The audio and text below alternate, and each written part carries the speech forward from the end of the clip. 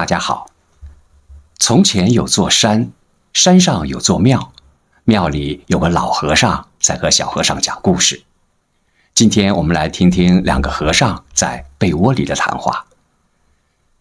在一座破旧的庙宇里，一个小和尚沮丧地对老和尚说：“我们这一个小庙，只有我们2个和尚。我下山去化缘的时候，人家都是对我恶语相向，经常说我是野和尚，给我们的香火钱更是少得可怜。今天去化缘，这么冷的天都没有人给我开门，化到的斋饭也少得可怜。师父，我们菩提寺要想成为您所说的妙语千间、终生不断的大寺，恐怕是不可能了。”老和尚披着袈裟，什么话也没有说，只是闭着眼睛静静地听着。小和尚絮絮叨叨地说着，最后老和尚沉默一阵，终于睁开眼睛问道：“这北风吹得紧，外边有冰天雪地的，你冷不冷啊？”小和尚浑身哆嗦着说道：“我冷呀，双脚都冻麻了。”老和尚说道：“棉被放在床上一直冰冷的，可是人一躺进去就变得暖和了。你说是棉被把人暖和了，还是人把棉被暖和了？”小和尚一听笑了：“师父，您真糊涂啊！棉被怎么可能把人暖和呢？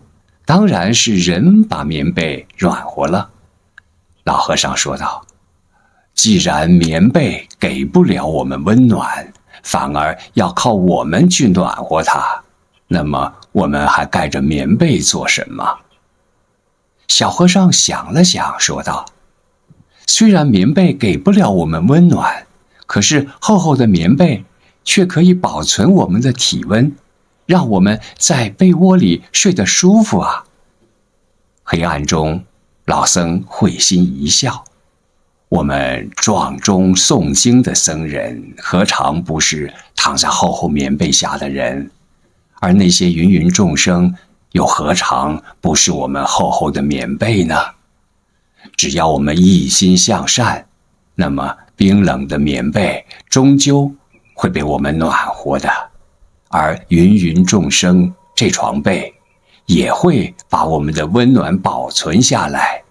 我们睡在这样的被窝里，不是很温暖吗？